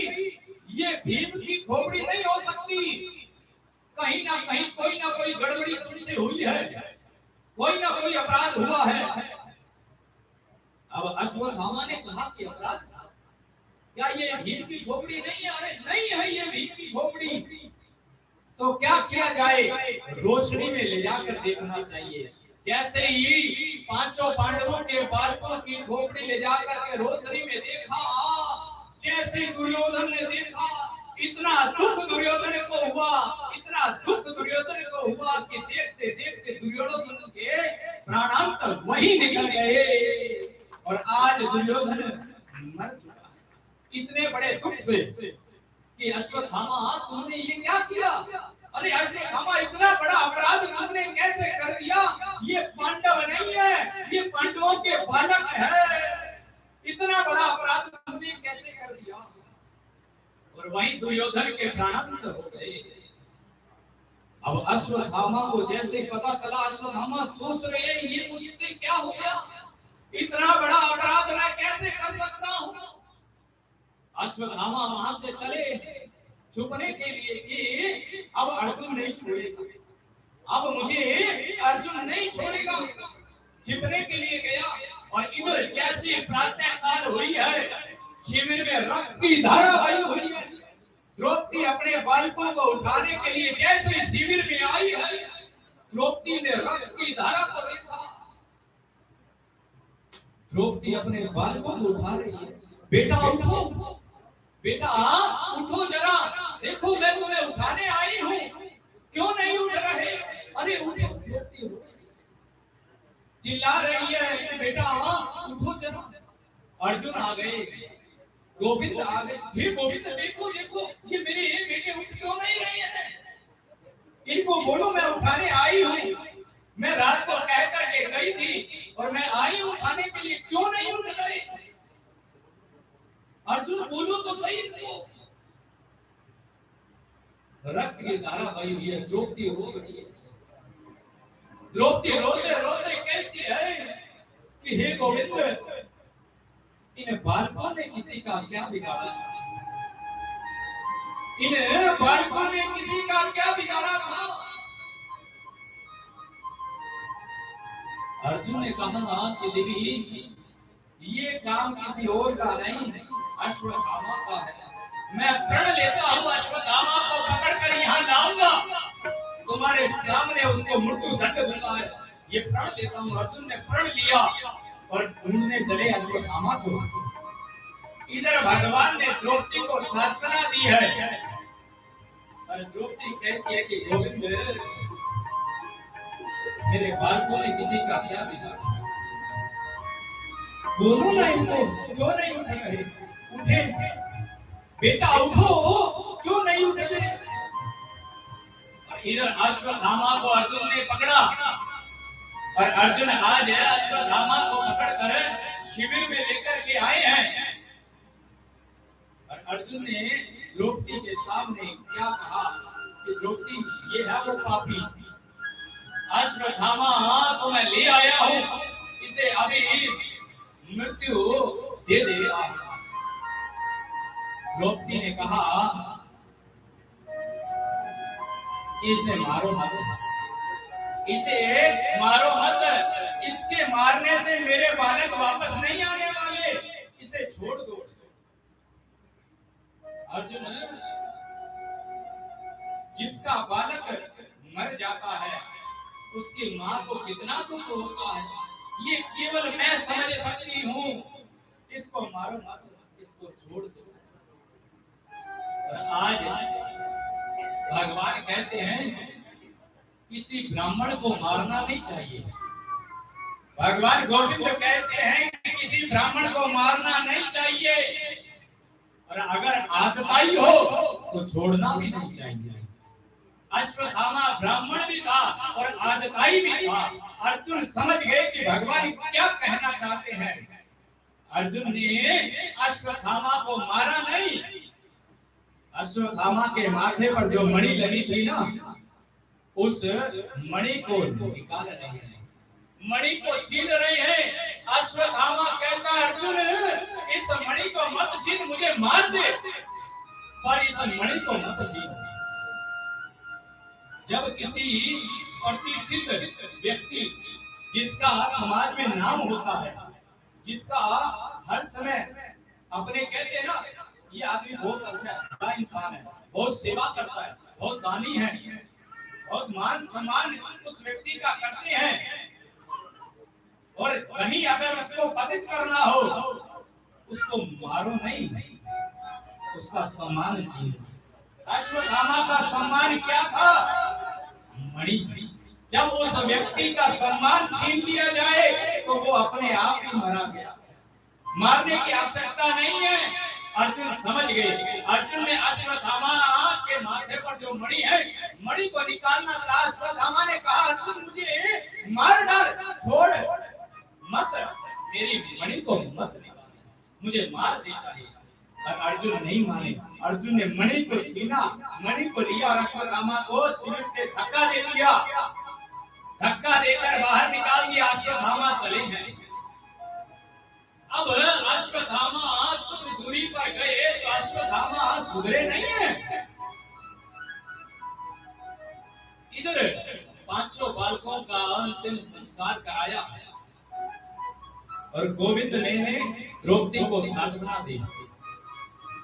इधर अश्वत्थामा ने क्या किया? पांच ब्रह्मास्त्र चलाए, पांचों ब्रह्मास्त्र को भगवान ने समाप्त कर दिया, पता ही नहीं चलने दिया, पांचों ब्रह्मास्त्र समाप्त कर दिए। अब अश्वत्थामा ने क्या किया कि छठा ब्रह्मास्त्र चलाया, छठा ब्रह्मास्त्र चलाया। और छठा ब्रह्मास्त्र किसकी ओर चलाया है? उत्तरा की ओर चलाया। उत्तरा जो है वो उस समय गर्भवती थी और अश्वत्थामा ये जानता था कि अगर ये बालक मर गया तो पांडवों का समूल वंश समाप्त हो जाएगा। ऐसा विचार कर उत्तरा के गर्भ की ओर छठा ब्रह्मास्त्र छोड़ा। और आज जैसे छठा ब्रह्मास्त्र चले आ रहा है, उत्तरा घबराई और इधर भगवान रथ पर बैठ करके जाने वाले हैं द्वारिका। जैसे रथ पर बैठे हैं उत्तरा घबराई, उत्तरा दौड़ी हुई चली आ रही है सामने से। जैसे ही भगवान चलने लगे, उत्तरा सम्मुख आकर कहती है कि गोविंद तुम जा रहे हो? हाँ उत्तरा मैं जा, तुम जाओ जाओ। भगवान ने कहा कि उत्तरा जाना तो पड़ेगा। उत्तरा ने कहा कि प्रभु अगर आप चले गए तो मेरे बालक की रक्षा कौन करेगा? मेरे बालक की रक्षा करो। तो भगवान ने कहा कि उत्तरा रोग अगर ऊपर का होता तो मैं ठीक कर देता, ये तो गर्भ की बात है। उत्तरा ने कहा छोड़ो इन बातों को, जो योगी होते हैं वो आकाश में उड़ सकते हैं, आप तो महायोगी हो, आप गर्भ में भी जा करके रक्षा कर सकते हो। और आज भगवान नहीं माने। उत्तरा फिर कहती है कि गोविंद मुझे आज मेरी लाज की परवाह नहीं है, ठीक है, मुझे इस गर्भ में बालक की भी परवाह नहीं है। अगर मुझे परवाह है तो तुम्हारी आन की परवाह है। भगवान ने कहा मेरी आन की? हाँ तुम्हारी आन की परवाह है। अगर आज ये जो बालक गर्भ में है समाप्त हो गया तो आने वाली दुनिया क्या करेगी? जिस कुल का रक्षक, जिस कुल का रक्षक स्वयं कृष्ण है, उस कुल में कोई नहीं बचा, उस कुल में कोई नहीं बचा। आज तुम्हारी आन की भी बात है गोविंद। जब इतनी बात उत्तरा ने कही, आज मेरे गोविंद उत्तरा के गर्भ में भी गए हैं। उत्तरा के गर्भ में जैसे गए, इधर अश्वत्थामा ने छठा ब्रह्मास्त्र छोड़ा, छठा ब्रह्मास्त्र चला आ रहा है उत्तरा के गर्भ की ओर। और भगवान आज उत्तरा के गर्भ में जाकर के चक्रव्यूह बन करके बैठ गए हैं। कितना सौभाग्यशाली होगा वो बालक जिसको गर्भ में गोविंद के दर्शन हो रहे हैं, जिसको गर्भ में बांके बिहारी दर्शन दे रहे हैं। कितना बड़ा सौभाग्यशाली होगा वो बालक। और आज जैसे ही छठा ब्रह्मास्त्र आया है, उत्तरा के गर्भ में जाकर के टकराया, भगवान ने छठे ब्रह्मास्त्र को समाप्त कर दिया और गर्भ में जो बालक है उसकी रक्षा की। और जो उत्तरा के गर्भ में बालक है ना, वो कोई और नहीं है, वही तो वो बालक है। कौन? राजा परीक्षित जी महाराज। उत्तरा के गर्भ में जो बालक है परीक्षित जी महाराज हैं। और गर्भ में परीक्षित जी की रक्षा आज मेरे गोविंद कर रहे हैं। भगवान कहते हैं, देख लो दुनिया वालों, देख लो, यशोदा ने बुलाया गर्भ में नहीं गया, देवकी ने बुलाया गर्भ में नहीं गया, कौशल्या ने बुलाया गर्भ में नहीं गया, लेकिन आज भक्त को बचाने के लिए मुझे ये गर्भ में भी जाना पड़ा है। देख लो दुनिया वालों, केवल भक्त की लाज बचाने के लिए आज भगवान स्वयं गर्भ में गई हैं। और वही बालक परीक्षित जी के नाम से हुए। और इधर सूत जी महाराज कहते हैं कि आपने सबसे पहले किसको देखा? परीक्षित जी की माँ को। कौन? तारा। एक दादी को देखा। कौन? द्रौपदी। और परीक्षित जी की दूसरी दादी कौन है? सुभद्रा जी। ये सुभद्रा जी कौन है? ये हमारे कृष्ण की बहन है, कोई और नहीं है। सुभद्रा जी हमारे गोविंद की बहन है। आपने परीक्षित की माँ को देखा, उसकी दादी को देखा, दूसरी दादी को देखा। और अब जैसे भगवान ने गर्भ में उस बालक की रक्षा की है, रक्षा करने के बाद में भगवान रथ पर बैठे जाने लगे। अब जैसे रथ पर बैठ करके जाने लगे हैं, तो सामने से कौन चले आ रहे हैं? जैसे ही जाने लगे तो सामने से कौन आ रहे हैं? परीक्षित जी की परदादी चली आ रही है। परीक्षित जी की परदादी चली आ रही है। ये परदादी कौन है? ये भगवान की बुआ चली आ रही है। कौन है? कुंती जी चली आ रही है। और रथ को देख करके कृष्ण के सम्मुख आकर के कुंती जी ने कहा कि कृष्ण तुम जा रहे हो? हाँ बुआ मैं जा रहा हूँ। अरे तुम मुझे कुछ दिए बिना ही जा रहे हो, कुछ दोगे नहीं? तो भगवान क्या कहते कि बुआ मैं तुम्हें क्या दे सकता हूँ? तुम्हारा पुत्र चक्रवर्ती राजा युधिष्ठिर है, हम सब उन्हीं के अधीन हैं, मैं तुम्हें क्या दे सकता हूँ? तो कुंती बुआ कहती है कि कृष्ण इसी बात का तो दुख है कि मेरा बेटा युधिष्ठिर, इसी बात का तो दुख है। अरे कृष्ण तुम कुछ तो दो मुझे। भगवान कहते हैं कि बुआ मैं तुम्हें क्या दे सकता हूँ, मेरे पास देने के लिए क्या है? तो कुंती जी क्या कहती है? कुंती जी आंखों में आंसू लाकर के आज भगवान की स्तुति करती है। कुंती जी कहती है, नमस्ते पुरुषं पाद ईश्वर प्रगते परम अलक्ष्यं सर्वभूतानां रत्विरवस्थितम्। कुंती जी कहती है, नमस्ते पुरुषम, आप परम पुरुष हैं। कुंती जी फिर कहती है, कृष्णाय वासुदेवाय देवकी नंदनाय च नंद गोप कुमाराय गोविंदाय नमो नमः। कुंती जी ने कहा कि आप ही कृष्ण हो। कृष्ण जानते हैं किसको कहते हैं? कृष्यति। कृष्यति ये मानो जो अपनी ओर खींचता है। उसे कृष्ण कहते हैं, जो अपनी ओर खींचता है।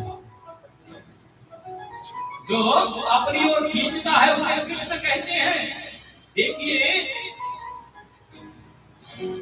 वृंदावन, वृंदावन कौन कौन गया आप में से? बस। और कौन कौन जाना चाहता है?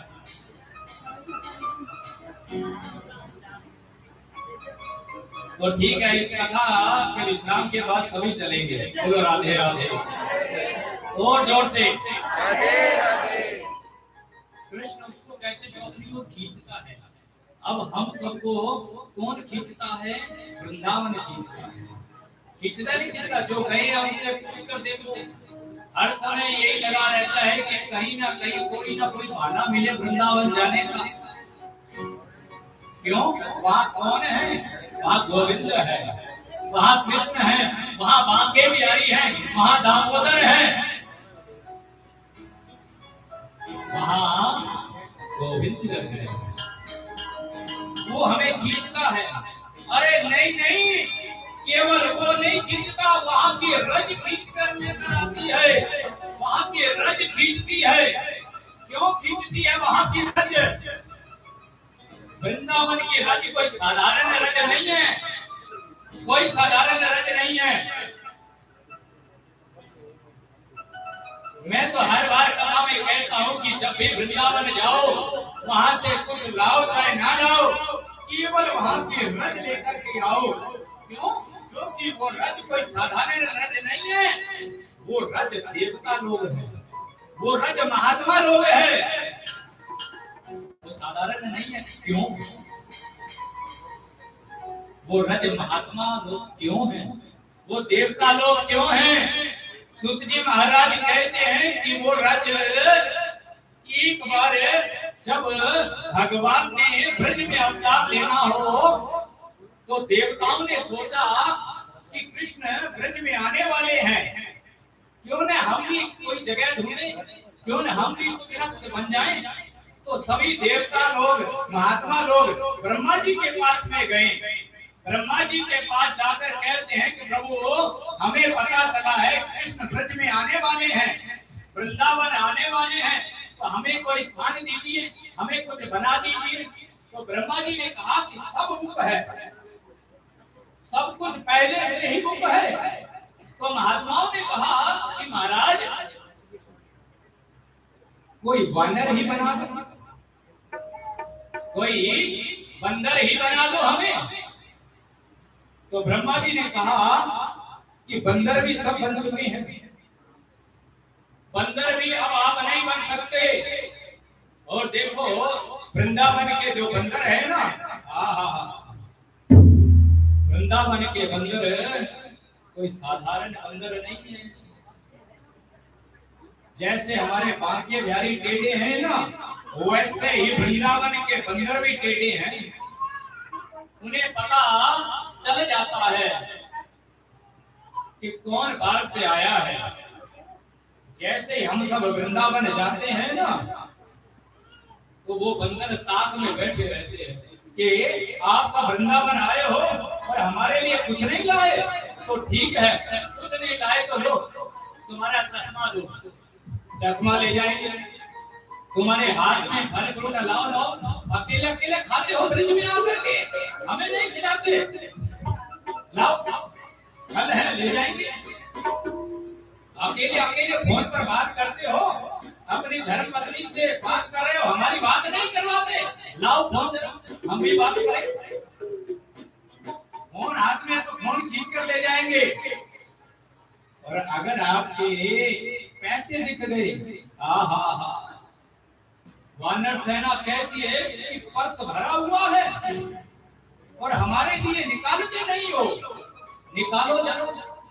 और पर्स को लेंगे। अरे पूरे ब्रजवासी मौज करो जरा, आनंद से लो, संभालो जरा। और पूरा पर्स खाली कर कर फेंक देंगे। कौन है? ये वानर सेना। अरे हम भी तो ब्रज में रहते हैं, गोविंद के साथ खेले हैं, गोविंद हमारे मित्र है, हमारे सखा है, तुम गोविंद के लिए आए हो, उसके लिए लाते हो, हमारे लिए कुछ नहीं लाते। तो ठीक है, तो जो वानर सेना है उनसे जरा बच के जाना चाहिए। आप कोई भी तीर्थ में जाओ, सब वानर शांत स्वभाव के हैं, केवल ब्रज के ही उत्पाती हैं, क्योंकि भगवान स्वयं उत्पाती रहे हैं। कभी इसकी मटकी फोड़, कभी वहां से माखन चोर, कभी ये कर कभी वो कर। जब भगवान स्वयं उत्पात मचाते हैं तो भगवान के सखा कैसे शांत रह सकते हैं। तो ब्रज के जो वानर हैं वो भी उत्पाती हैं। ब्रह्मा जी से कहा कि हमें वानर बना दो। नहीं नहीं, वानर बन चुके हैं।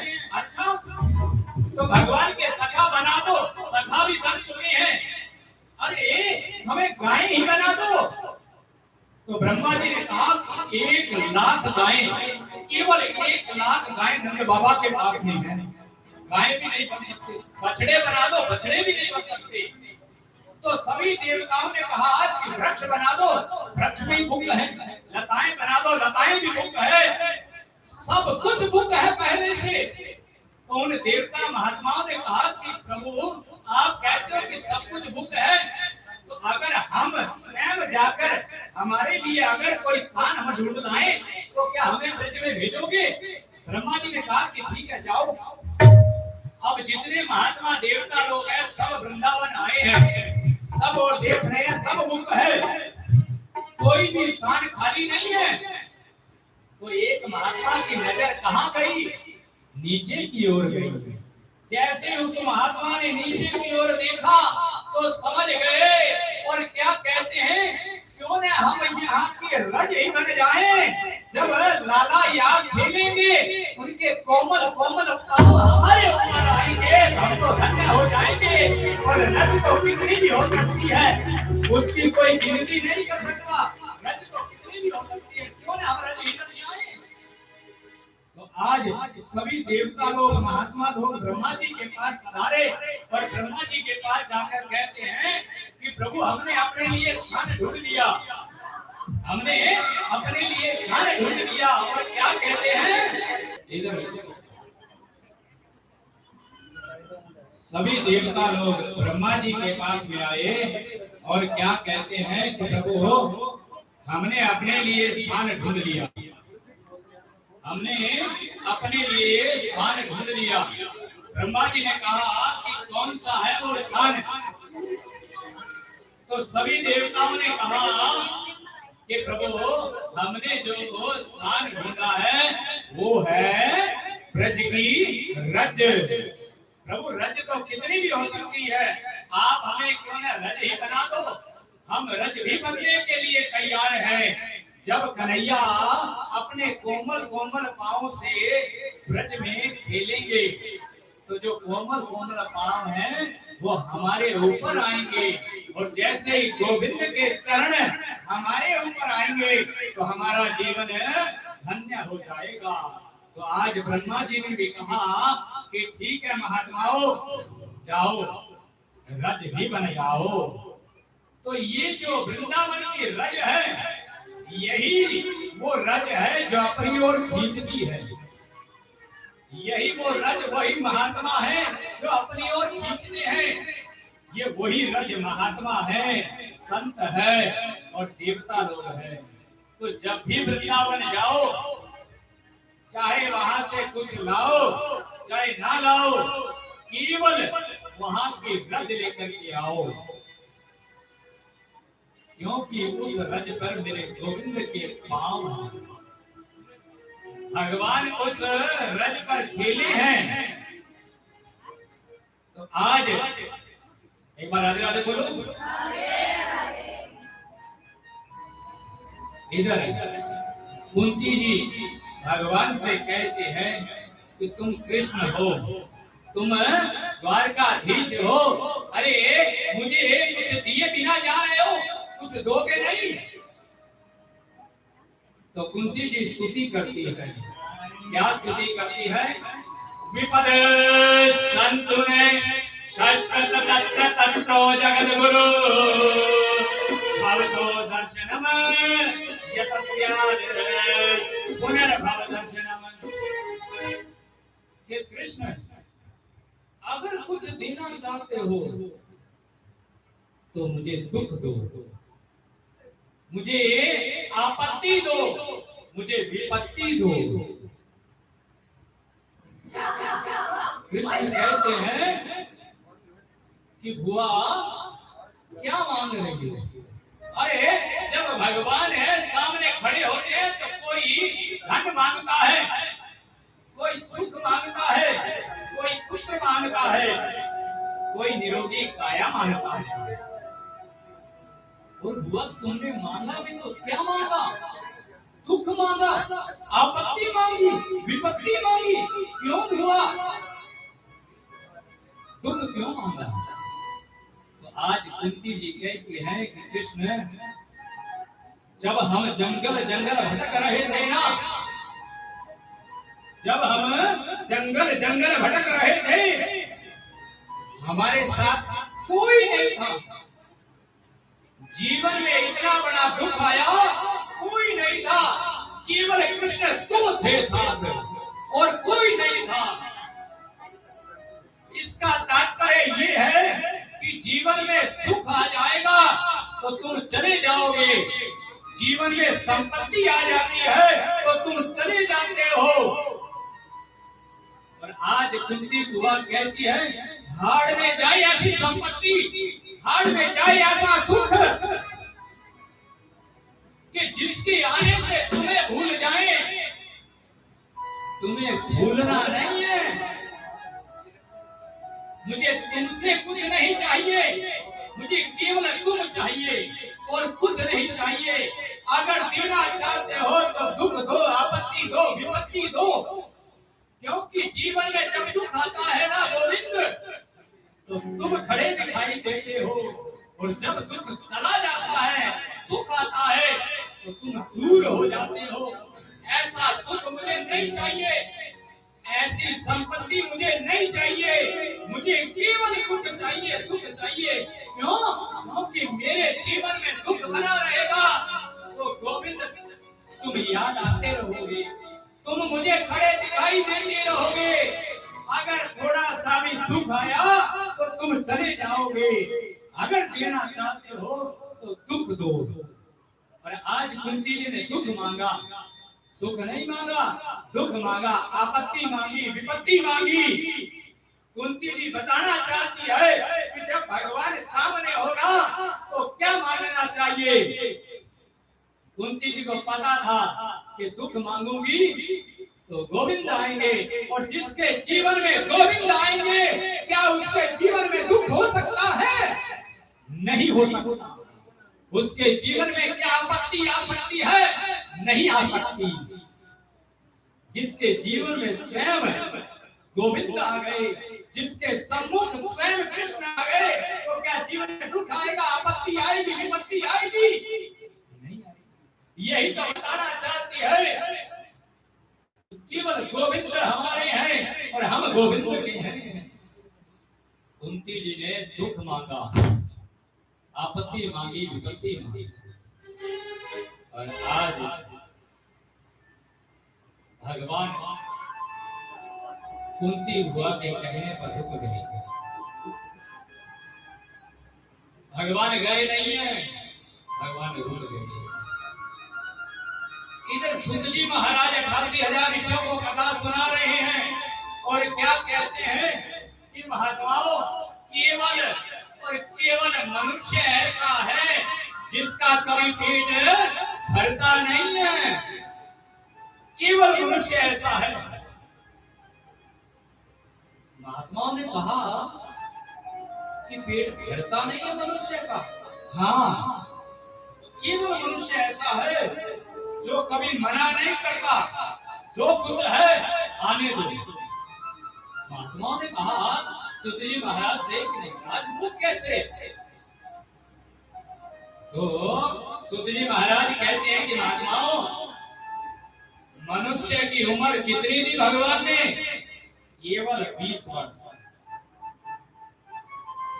केवल 20 वर्ष भगवान ने मनुष्य की उम्र दी, और जब तक 20 वर्ष है तब तक आप देखो किसी प्रकार की कोई टेंशन नहीं होती, अपना जीवन ठाठ से जीता है, आनंद से जीवन जीता है, कोई टेंशन नहीं है। तो सुत जी महाराज कहते हैं कि एक बार भगवान शंकर से मिलने के लिए कौन आए? सबसे पहले मिलने आए कौन? गधा मिलने के लिए आया। गधा आकर के कहता है भगवान शंकर से कि प्रभु आपने जो ये मुझे उम्र दे रखी है ना 40 वर्ष, ये बहुत ज्यादा है। क्यों? क्योंकि प्रभु मैं दिन भर बोझा ढोता रहता हूँ, दिन भर काम करता रहता हूँ, मुझे एक भी क्षण आराम के लिए नहीं मिलता। जो 40 वर्ष मुझे उम्र दी है ये बहुत ज्यादा है। तो भगवान शंकर ने कहा कि क्या किया जाए? तो गधे ने कहा प्रभु आधी कर दो, उम्र आधी कर दो। अब भगवान ने गधे की उम्र आधी कर दी, वो चला गया। अब मनुष्य आ गया। मनुष्य कहता है कि प्रभु जो मुझे आपने उम्र दी है ये थोड़ी है, इससे मेरा कुछ होने वाला नहीं है। तो भगवान शंकर कहते हैं कि बेटा गधे की उम्र है, चलेगी? तो केवल एक मनुष्य ऐसा है जो कभी मना नहीं करता। क्या कहा? आने दो, चलेगी। अब थोड़ा समय और बीता तो भगवान शंकर से मिलने के लिए कौन आया? कुत्ता मिलने के लिए आया। कुत्ते ने आकर के कहा प्रभु आपने जो मुझे ये उम्र 40 वर्ष दे रखी है ना बहुत ज्यादा है। क्यों?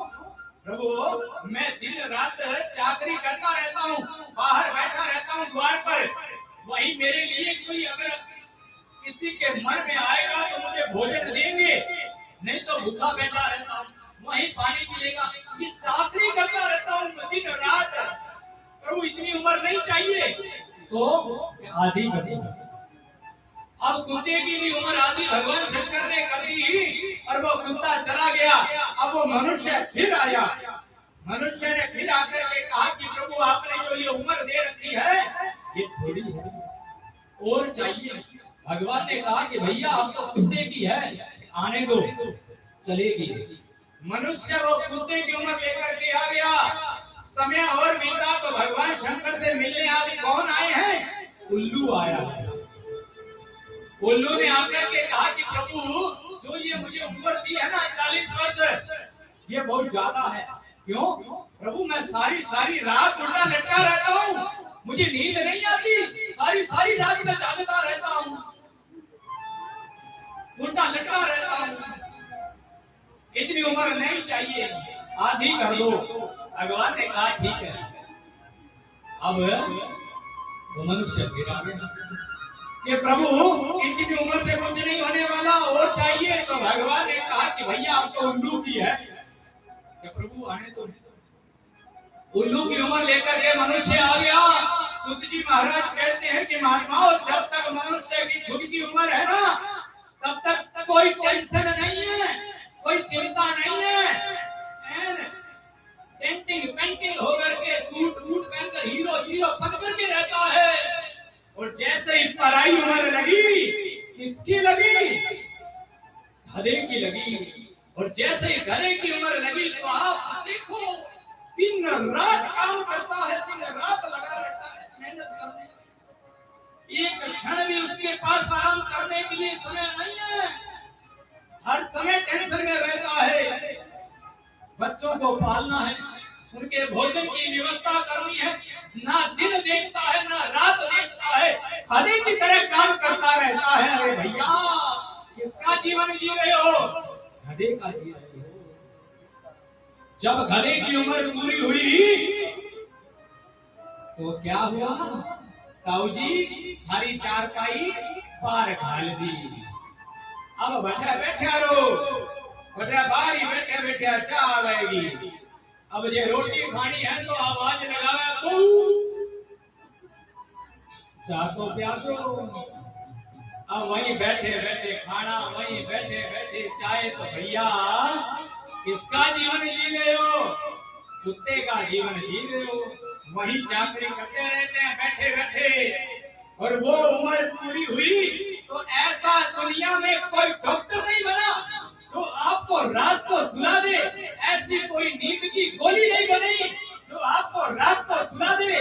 बुजुर्ग बुढ़ापा आने के बाद में आप पूछ के देखो उन बुजुर्गों से, सारी सारी रात जागते रहते हैं, करवटें बदलते रहते हैं, कभी इधर कभी उधर, कभी अंदर कभी बाहर, नींद नहीं आती है। क्यों भैया? किसका जीवन जी रहे हो? उल्लू का जी रहे हो। नींद कैसे आएगी? सुत जी महाराज कहते हैं कि जब तक खुद का जीवन है ना, आनंद से जिया। जब पराई लगी उम्र, सब कुछ बिगड़ गया। बोलो राधे राधे। एक बार और जोर से, और जोर से। कल कथा आएगी बढ़िया धूमधाम से, भगवान शंकर और मैया पार्वती के विवाह की कथा। कल की कथा में भगवान शंकर मैया पार्वती का विवाह होगा और बढ़िया धूमधाम से बनाएंगे। तो बंधुओं, हम तो बनेंगे बाराती और आप सब बनोगे घराती। तब कल है वो कहते हैं ना, जब किसी की शादी में जाना हो तो वो क्या कहते हैं, टेंटिंग टेंटिंग करना हो तो कहाँ जाना पड़ता है? भैया बोलो पार्लर। तो कल भगवान शंकर मैया पार्वती का विवाह है, तो बढ़िया है, चकाचक। बोलिए शंकर भगवान की। कुछ क्षण हरिनाम कीर्तन और उसके बाद आरती, और कल बढ़िया धूमधाम से भगवान विवाह बनाएंगे भगवान शंकर और मैया पार्वती का।